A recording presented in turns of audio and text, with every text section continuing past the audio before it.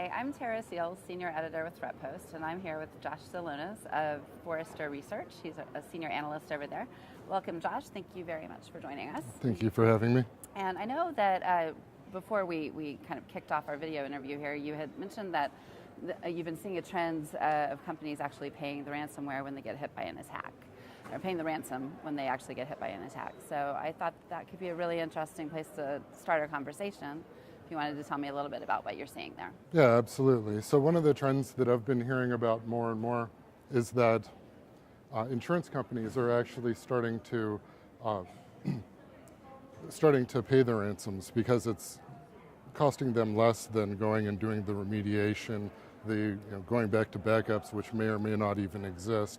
And so a lot of the time, the incident response companies are being brought in to broker the transition or the transaction with the adversaries themselves in order to ensure that the payment is made and recovery is possible. Now, part of the problem, as you might imagine, is this creates a market where it becomes more and more profitable to use ransomware as a method of attack against an organization. And primarily the reason why this is such a challenge is we've been seeing ransomware tapering off over the last number of years.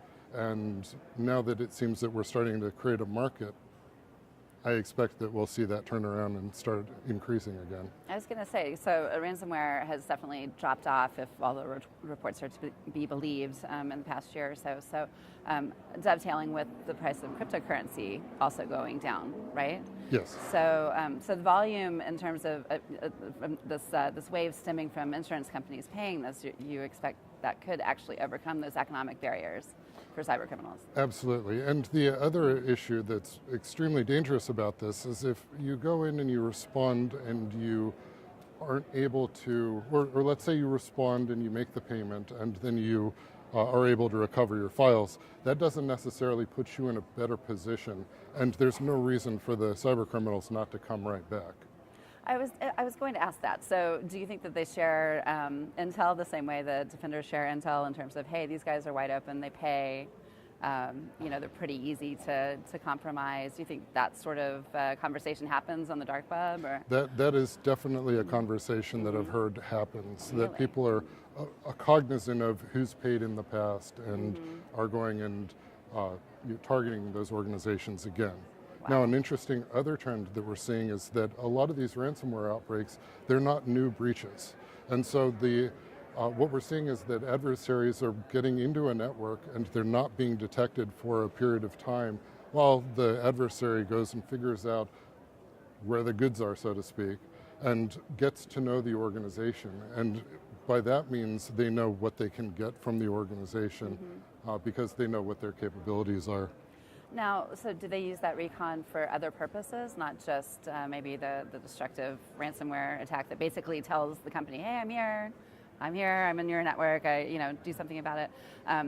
Is that just the last step in a whole chain of sort of information exfiltration and other attacks? I don't know that that's the case. And I've certainly heard that these adversaries are apt to go after targets that are available to them. But even earlier today, I was having a conversation with an incident response company that I work with, and they were talking about how they were involved in a ransomware outbreak in a healthcare organization, and they could have exfiltrated healthcare data, but they didn't. They just crypted everything. Oh.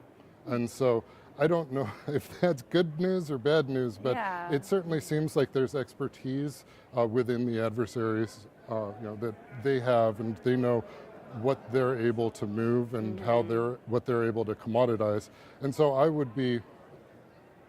would expect that in that particular situation, if they did understand what they had access to, that they may sell that information to somebody else who would come in and steal that.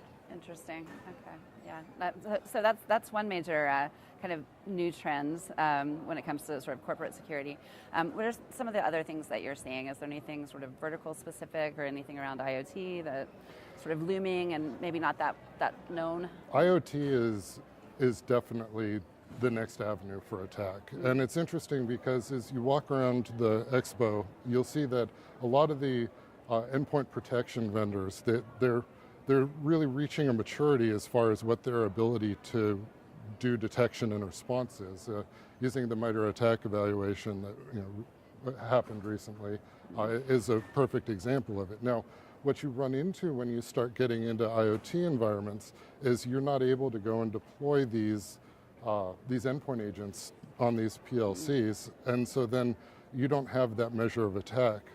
And so while people are ready to say, hey, the actual target environment is where information is, or the malware is executed, or bad behavior happens, what you run into having an endpoint-centric view like that is that you overlook the fact that the PLCs have processing capability and that you can actually target these, for instance, manufacturing, robotics, and potentially damage or interrupt their capabilities. So they can pivot, and just to be clear, we're talking about on a manufacturing floor or a smart utility type of environment. Exactly. This type of IoT deployment, not a camera or a Nest device. Not a camera or a Nest device. Right. No. Most of what I look at is more in the enterprise space than the end user space. Right.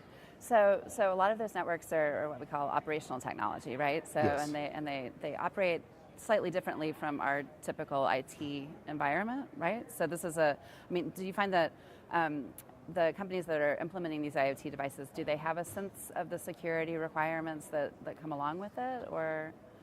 What I'm hearing more and more is that these organizations don't know what to do, and that a lot of intrusions are being identified as having, that there have been compromises that happened long ago, and the adversaries have just been sitting there collecting information or whatnot. Oh, wow.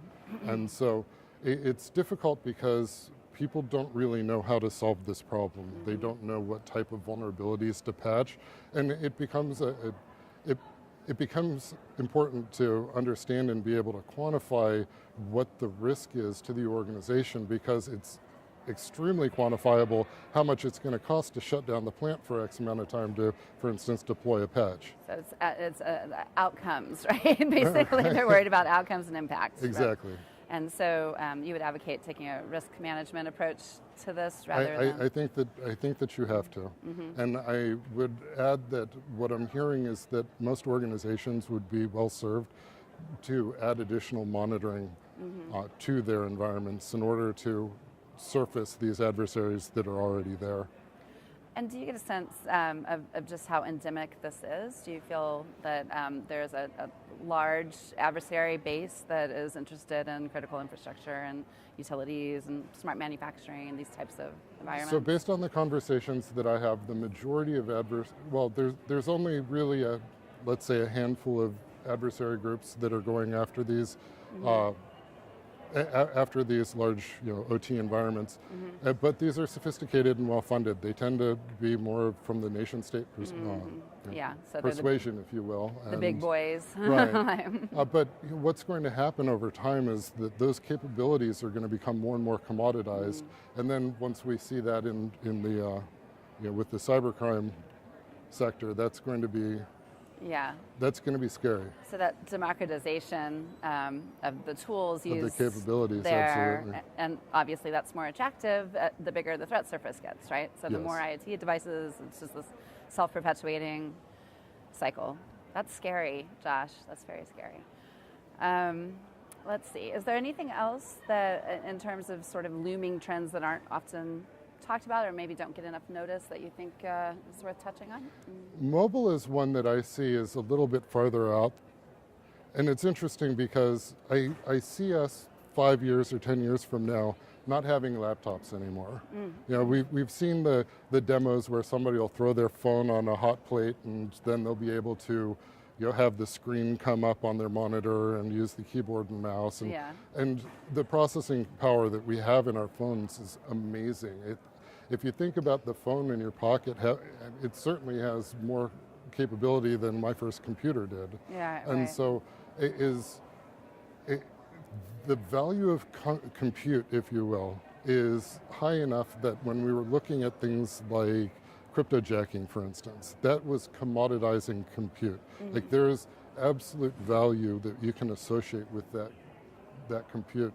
And you also think about how all the data that moves through your life at some point touches those mobile devices.